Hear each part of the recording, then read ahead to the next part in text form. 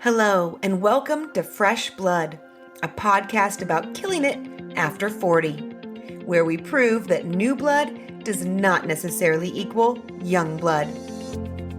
Here to discuss what it takes to have continued success through life, I'll be your host, Jolie Downs. With over 20 years of executive recruiting experience, I've learned how much we can grow and be inspired by other people's stories. I'm excited to share that with you here on Fresh Blood. Today, we are speaking with Jenna Greene. Jenna is an elementary school teacher by day and an author by night.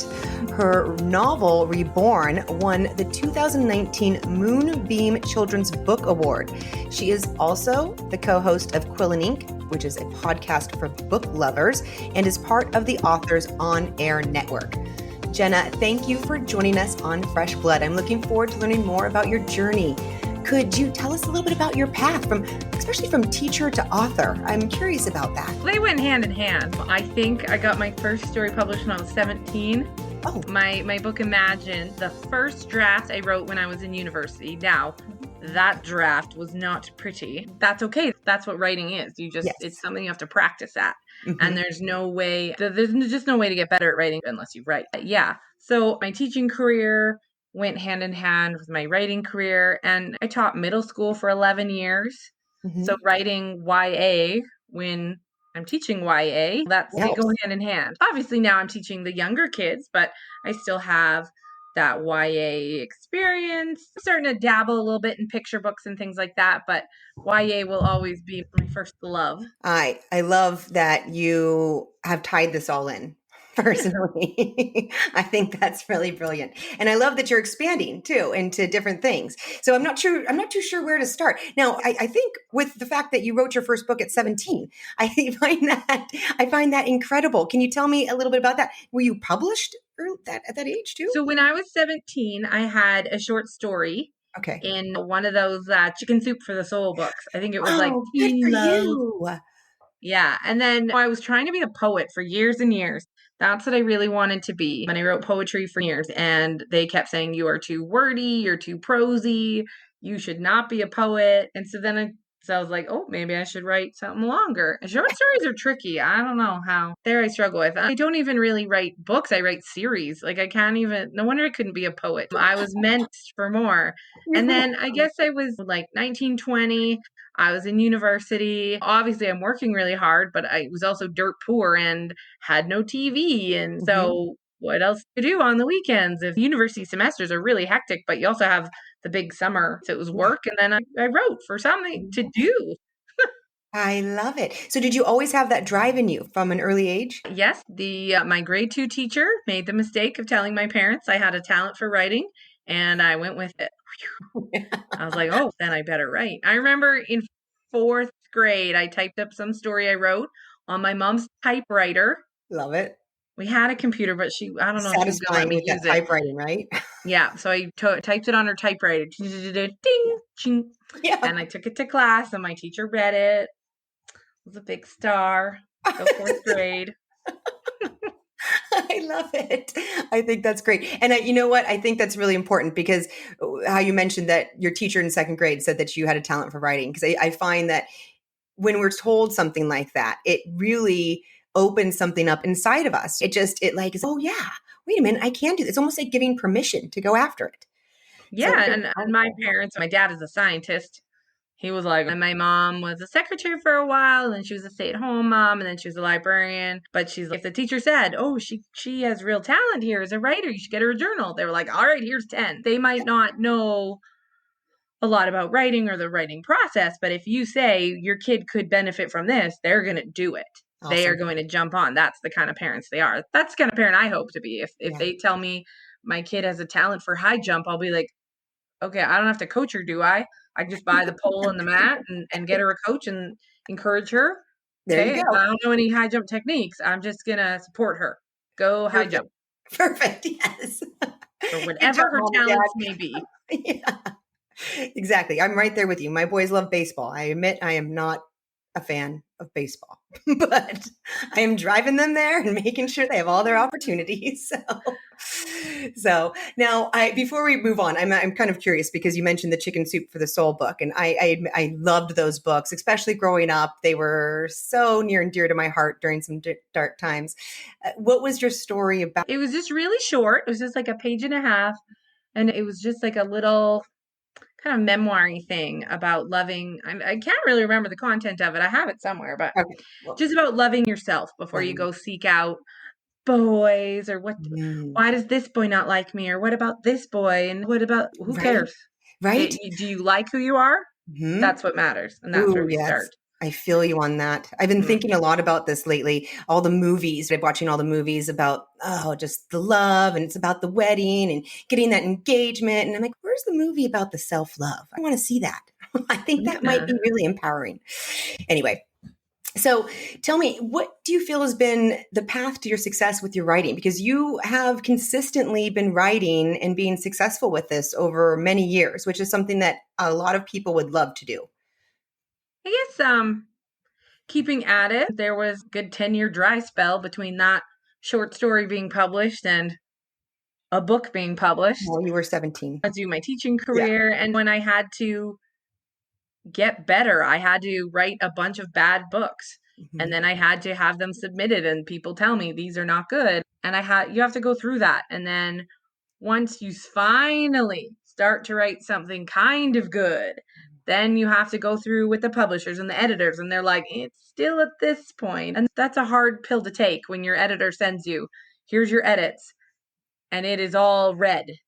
And you're like, okay, you like the word the on page 7 and the word and on page 12. So that's good. But you have to look past that and say, they like this, they want to publish it, they think there's merit in it. Okay, now we got to work through this process. Mhm. But it's a hard pill to swallow. Yeah. Do That you first book that gets edited, or even the first few. Now, once you get better, my latest novel, there was a lot less red. It was like every couple pages, I was like, yes, I'm getting the hang of it. But you have to be willing to learn and constantly be learning for years, Mhm. not days, not weeks, not months, years you're going to be learning. And you mentioned earlier with Quill and Ink, the podcast, we have authors on, and I'm like, oh, I didn't know that, and I didn't know that, and I didn't know that. Or I wish that there'd been more technology when I first started. I Mhm. was submitting with the self-addressed stamped envelope in the paper, and using the writer's got market guide at the library, right? So the information on word counts, standards, and agents, and none of that existed. You had to learn by, maybe after 30 form rejection letters, maybe someone's, and here's why you're being rejected. And Mhm. now I think that authors now have a little bit advantage. They can go online, and they can type in how to self-publish, and you Mhm. can get information, or right. And I didn't really have that. Of course, that doesn't mean I would have known what questions to ask. So who knows? Or, right? So now they have information, but they got to dig through it. So I Mhm. guess there's pros and cons, but I just never ever gave up. That's the key. Yeah. Like, something in me said it was going to happen. And I didn't have anything to base that on except just something inside that said this will happen. You believed in yourself. 10 years, 15 years, 20 years, Mhm. who knows?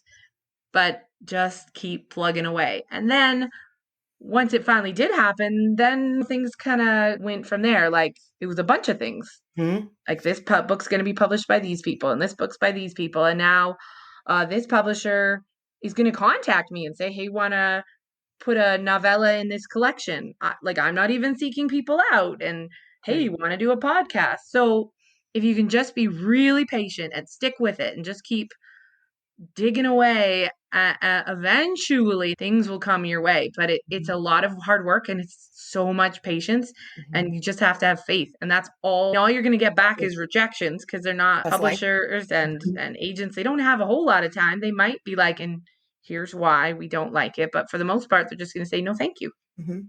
And not everyone's going to be for everybody, but there is somebody out there that's for you, right? And there's that niche, if you will. It's about finding it. Yeah, we talk about like reviews and stuff, like how do you take a bad review? And I'm not everyone's cup of tea, and that's okay. Yeah. I don't think Stephen King is lying awake at night because I don't really like Yeah. his style. I don't think he's crying going, but Jenna Greene, she hasn't read any of my books. Yeah. Like, Exactly.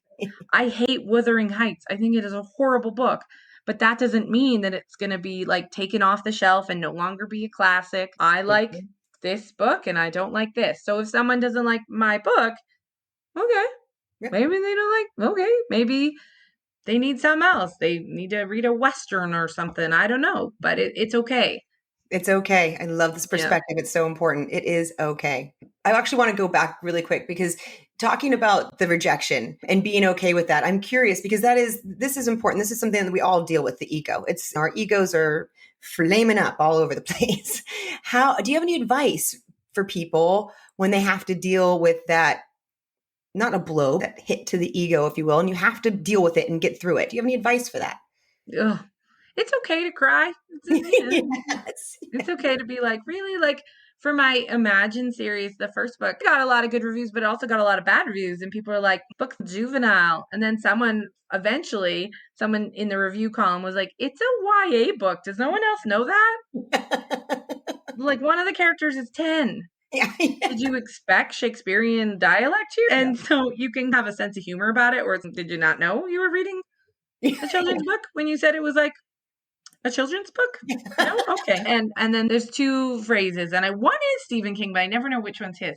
But when I was younger, I found the quote, "You are not a true author until you can cover 3 walls of a room with rejection letters." Ooh. Pretty close. It's now they email them to you and you don't have to print them out. And then I think this one's the Stephen King one where he said, okay, you want to be an author and you start to send stuff out, you get a stake and you put it in the ground.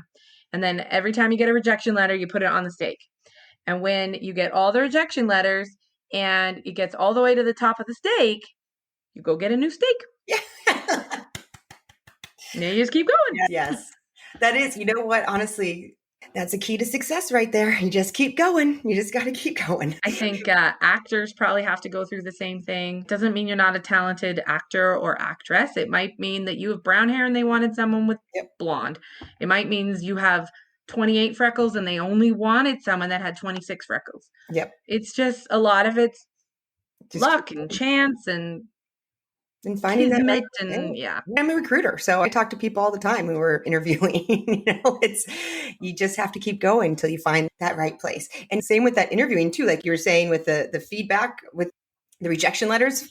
You just need someone to give you that little bit of tip of why you're getting passed on. Same with interviews. You just need a little tip of why you're getting passed on. So tell me, what do you feel has been one or two of your greatest successes in life? And what did you learn from it? I don't know. I don't know if I have big ones.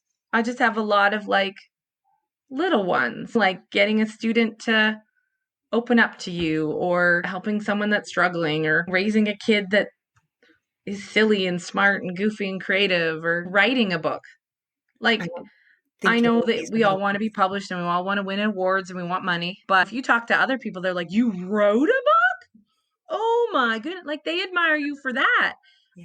And they're like, you wrote. So I think we have to be a bit more aware and grateful that, wow, we accomplished something. We wrote a book and it didn't suck. There's so much that we can judge ourselves on, but there's so many things that we can celebrate and we really should. And those successes that you brought up initially, I don't see those as small successes. And those are successes that we should be saying, you helped a kid out today and helped them find themselves. You helped a child when they were struggling and got them through it. And so they feel better now. Like we need to be celebrating that in that way. Same way as you wrote a book because those are really big You things. Read a book? Woo! Yeah. You go and teach all of these kids every single day, and then you come home and teach your own kids and take care of them. Yay for you. You got pants on? Well, what about the flip side? What about a time of perceived failure or an obstacle or a big challenge, mistake that you had to deal with and what you learned from it? Those I have a lot of. Yeah, like rejection. Oh, a publisher wants it. A publisher's going to print it. They went out of business. Or you've got a great teaching job and you feel good and they're going to transfer you and you're going to teach a completely different grade and a different subject and your mom is sick and now she's gone and now you have a kid and you don't even have a mom and you're like, I'm the mom? Yeah. The rejection and disappointment and there's a lot of those. Yeah. Yeah. Is there anything that you've learned from any of these that has helped you in life? Probably, but probably not in ways I can always articulate. right? It's not like I can be like, this moment helped me with this, or this moment did this. It's more like I can just evaluate my character overall. Like I'm pretty strong, pretty resilient. I'm empathetic. And I think it's all the experiences that add to that, not just this one event made me empathetic. It's all these experiences led up to the person I am now, who's resilient and strong and creative and adaptable or whatever. Yeah, an unrepeatable miracle. Yes. I love that answer. So now, with your writing habits, have you adopted any specific habits that have helped you handle this, having a full-time day job, writing, being a mother? Is there anything that helps you be successful? I found my own style that doesn't copy anyone else's. And most writers I talk to, they need a good chunk of time. They need a couple hours. And that's just what they need. I'm never going to get that ever.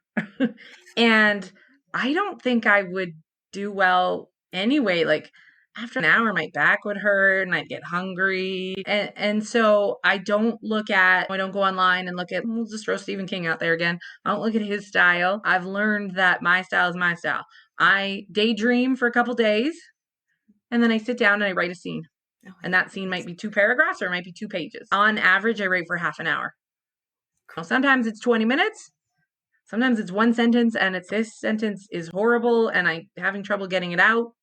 Okay, we're not going to fight it. And other days it's an hour and 20 minutes and I'm like, oh, look at that. That happened. That was fun.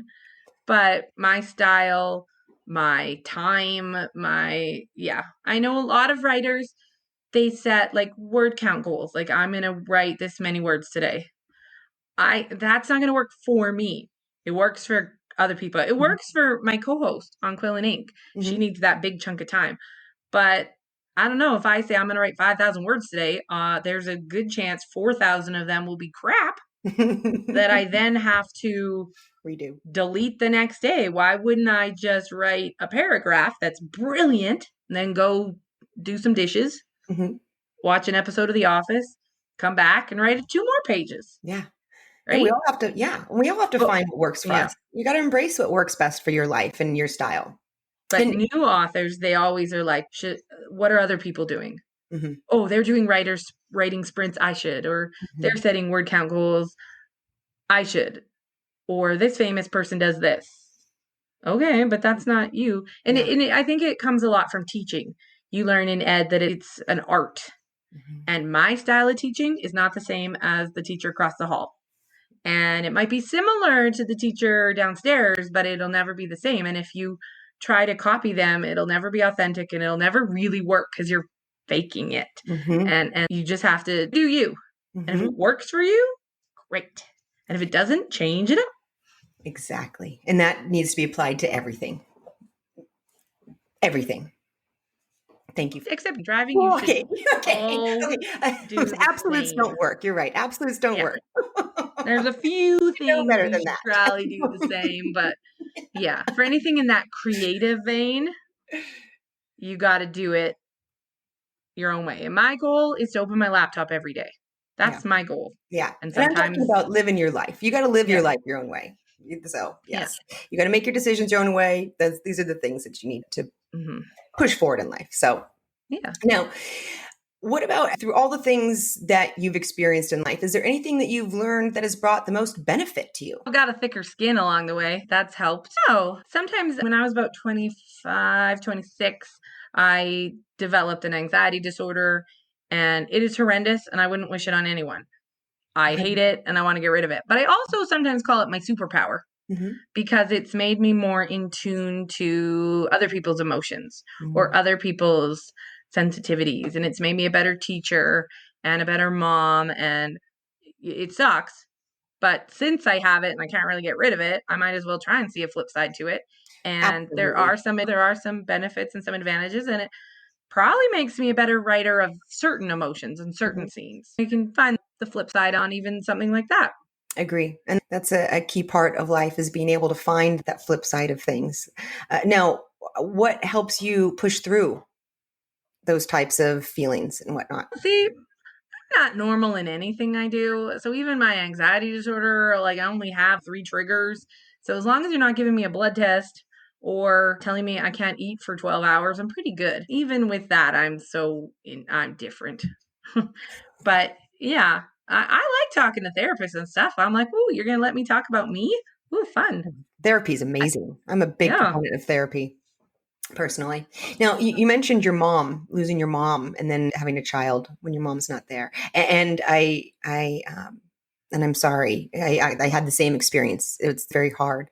I'm wondering if there's anything that you've taken away from that experience that might help other people. I try to remind, not like I'm not preachy about it, but when other people are complaining about their parents, I'm like, huh, you might want to be a little bit more grateful there. Mhm. And again, I just try to see the humor. She passed, and 4 months later, I'm holding the baby, and I'm like, "Oh, this is interesting." And I'm trying to ask my dad. I was like, "Oh, what did you do when I cried all night and I couldn't sleep?" He's, "I don't know. I gave it to your Yeah. mother." Thanks, Dad. And he was my big support, and so he was learning stuff, and I was learning stuff, and I think he learned to appreciate what she did because she Mhm. was a stay-at-home mom until I was about 15 or 16, and he was like, "Wow, she did a lot and knew a lot," and both of us are now trying to discover what to do because he's Yeah. babysitting when I'm asleep because I haven't slept in 4 days. He's, right? It was a really good bonding experience for me and my dad as we both try to figure this out. Oh, I bet. I do the same. It is, I don't know, sometimes our experiences that we have that are painful, I mean, we have to get through them, we live through them, we learn through them. But sometimes they're also good reminders to other people. And I try to do the same as well. When just as it's another perspective, when someone is really struggling with their parents, what have you, it's another perspective to have someone be like, there's another option that's worse. Yeah, and it made me and my dad, we've always been close, but even closer. And then with her gone, I have to look out for him now. He's getting older.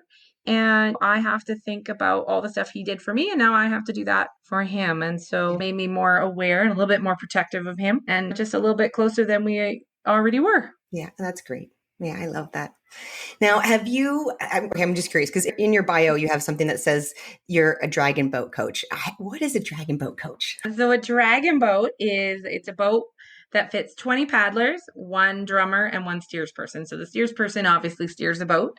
You have 20 paddlers that have to paddle in unison, and then you have a drummer at the front, and they are called the drummer because there's a big drum and they beat the drum to keep the time. There's a little bit more complication to it than that with the pace setters and things like that. But I started dragon boating almost 20 years ago.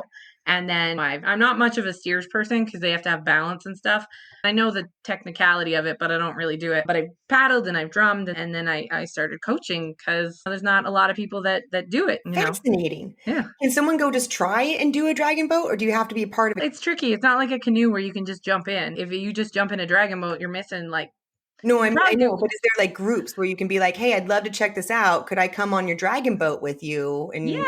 It really depends where you live. Here where I live, we have the Dragon Boat Association of Southern Alberta, and maybe not now with COVID. They're always like, here's an event, you can come try it out, or right? Because you need some people with you. You can't just yeah. show up and be like, let's paddle this thing by myself. But it depends where you live, Oh, I'm fully adding this to my what bucket you can list. join in. It's Yeah. happening.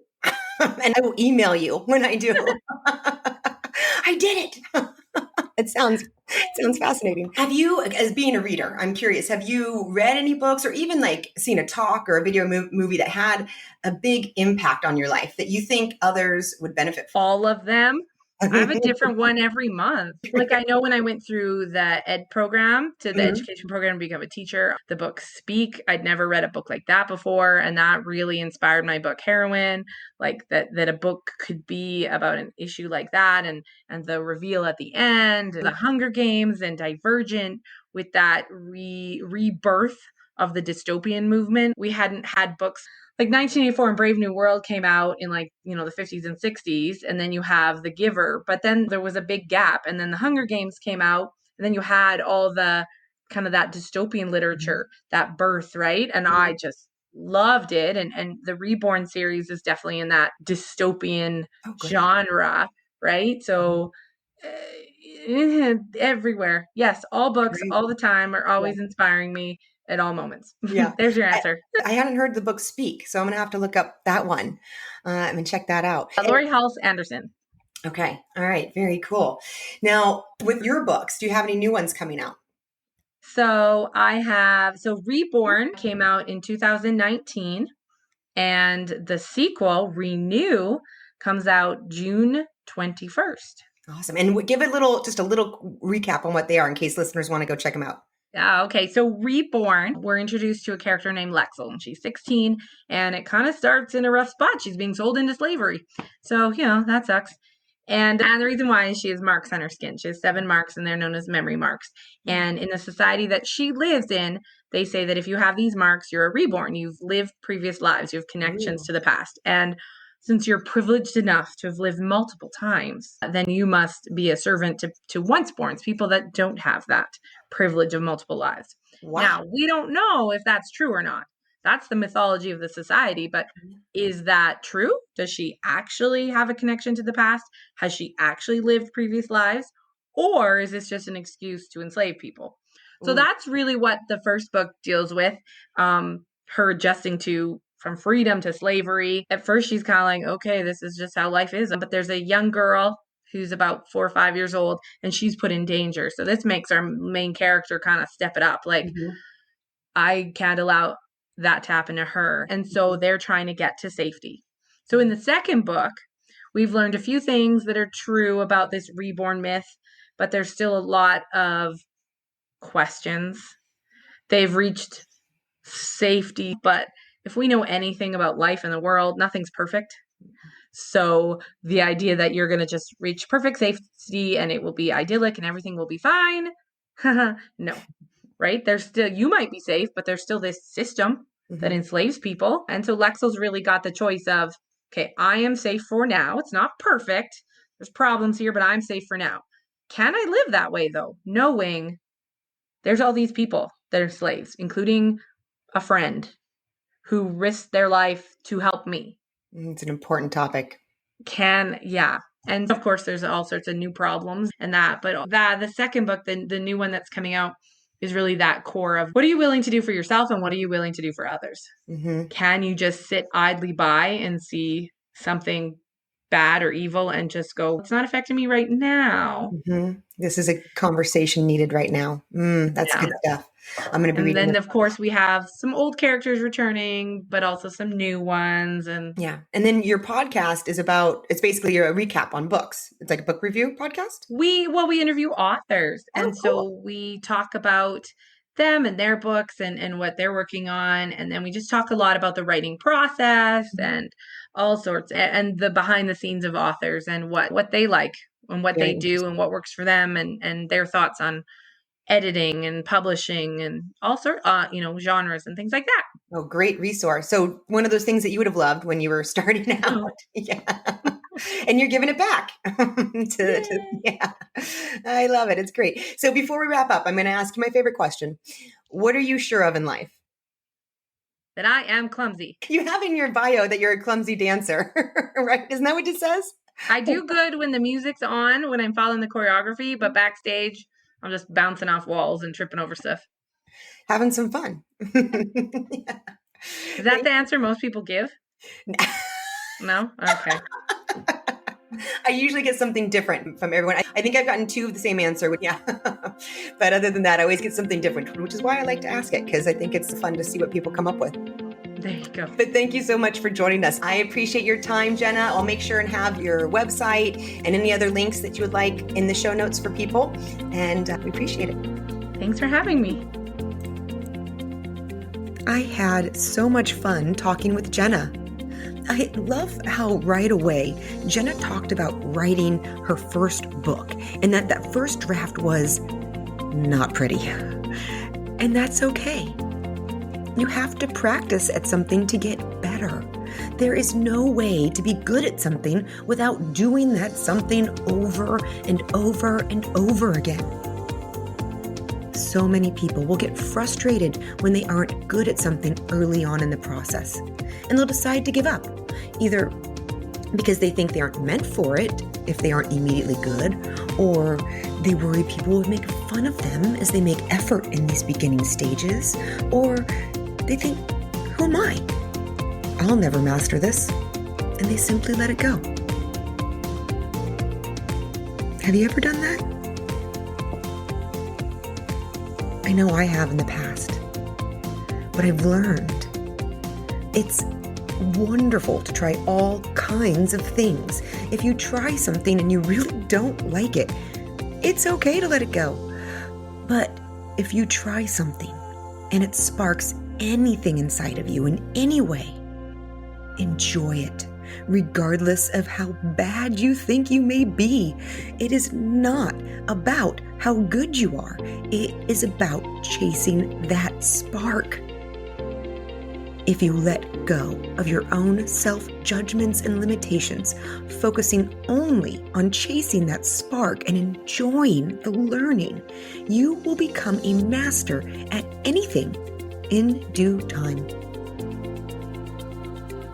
As Jenna shared, she wrote many books, many self-proclaimed bad books over many years before hitting her stride and becoming the award-winning YA author she is today. And I want to give a quick shout out to Jenna's second grade teacher for telling Jenna she had a talent for writing, and to her parents for supporting her. This is so important in life, to praise people in areas that they are good at. Giving a simple verbal reinforcement, something that you likely won't remember in a few months' time, can be a life-changing moment for somebody else. You can be that positive impact on someone. Easily. Look at the people around you. Watch your family and friends, your coworkers, the people you come into contact with around your neighborhood. If there is something you can give them a compliment on, do it.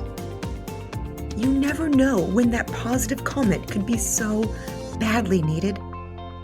You never know how a positive reinforcement might impact the life that just passed you.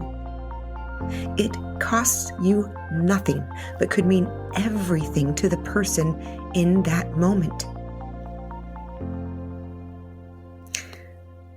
Through those years, and even to this day, Jenna has had to deal with rejections and ego-taxing edits. She has learned an important lesson in life, the lesson of letting go of the ego. This is so important. It's important to learn when to tap into the ego when needed and when to let go.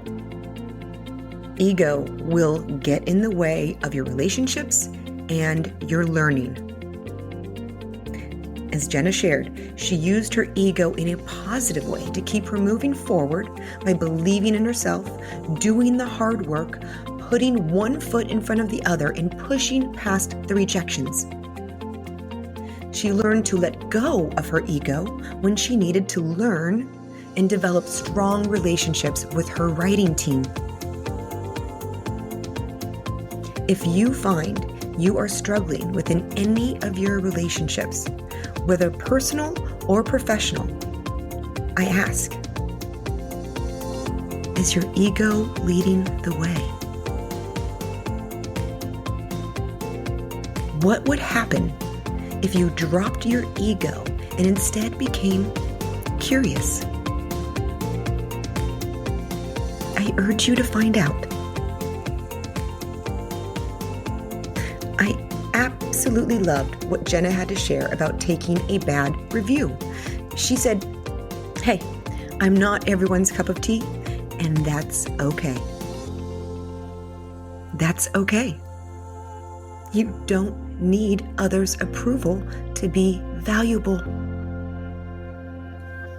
As Jenna perfectly put it, Stephen King is not lying awake at night worrying about Jenna not liking his books. A book is not going to be removed from the shelves just because Jenna finds it boring. Jenna feels the same way about what she is doing. She took Stephen King's advice from that quote, and she got herself a steak. And when faced with rejection, Jenna throws that letter on the steak. She sheds a tear of particularly hurt, and then she moves on, continuing to do what she loves to do. We can all learn from this. There are countless ways rejection comes in life for everyone, at some point or another, and that's okay.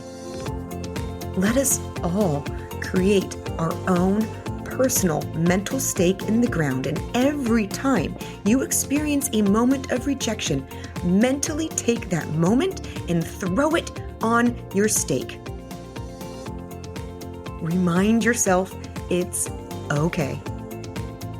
After all, every single person in this world has their own rejections stake. So you just keep moving forward.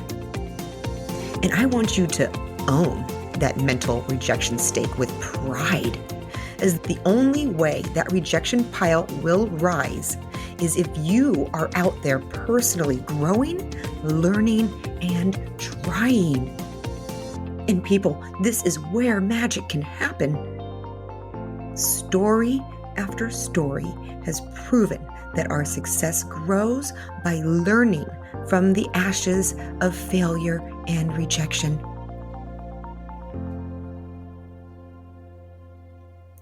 I have reflected a lot on the exchange Jenna and I had about what we congratulate people about. There are certain things that people get really excited about you doing. Like she said, she got so much excitement around her writing a book. And to be clear, she should. It is a huge accomplishment. But there are so many things that are done on a daily basis that are taken for granted and should also be celebrated in life.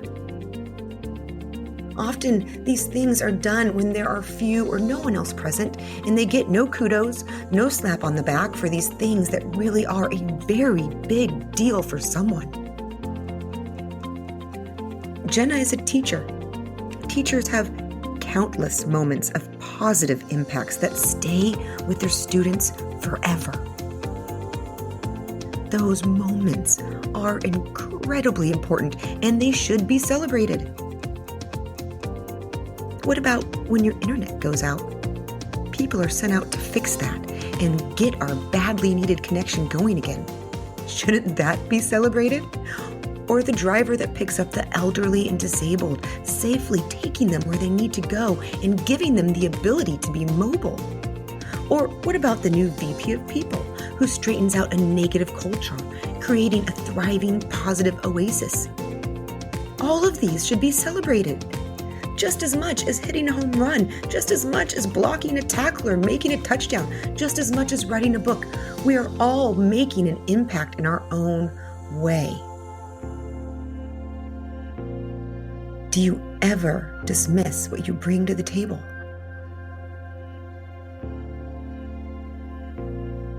Do you ever make the mistake of thinking that what you do is not as important or doesn't matter?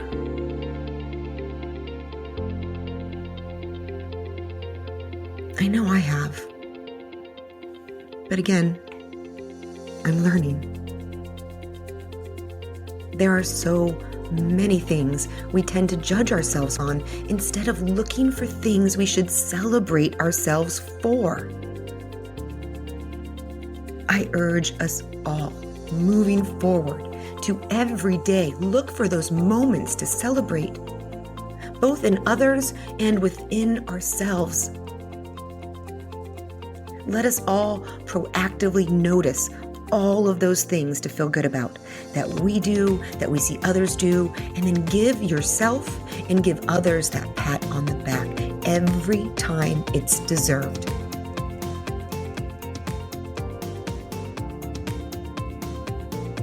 I loved that when I asked Jenna about her habits, she said she has found her own style, the one that works for her. This is why I ask people about the habits that are successful for them. The more we learn about what works for others, the easier it will be to find what works for us. And that is the goal. Finding those habits that work for us, the ones that help move us forward in all the ways we need to do. Jenna has learned not to compare herself to others, bringing on that unneeded feeling of guilt about the shoulds. Jenna dropped the shoulds, and she finds what works best for her, her family, and her lifestyle. For example, If you feel badly you haven't joined the morning club because you need those extra hours, but you just aren't a morning person, then create your own night club and transfer those needed hours to the end of your day. Find the good habits that feel authentic to you. Finally, I'll leave you with a last thought from Jenna. She shared with us that she has an anxiety disorder, but that she also sees this as one of her superpowers. I love this, and we can all learn from this. What we see as our greatest weakness can often also be our greatest strength. While this anxiety disorder has caused difficult feelings in Jenna's life, it has also made her more in tune to others' emotions, more sensitive to others' needs, and it likely makes her a better writer, contributing to her overall passion and success. I urge you to look at your own difficulties in life. Is there a way you can reframe how that has impacted your life? What have you learned from it? How has it shaped you as a person? And how has that benefited you throughout your life? You can always find the flip side of things. So that is my wish for us all, that you are able to look into what you see as your own darkness and be able to find the light. Until next time. Thank you for joining us on Fresh Blood. Please subscribe and follow us on all streaming services, including Apple Podcasts, Amazon, Spotify, Google Podcasts, and Player FM.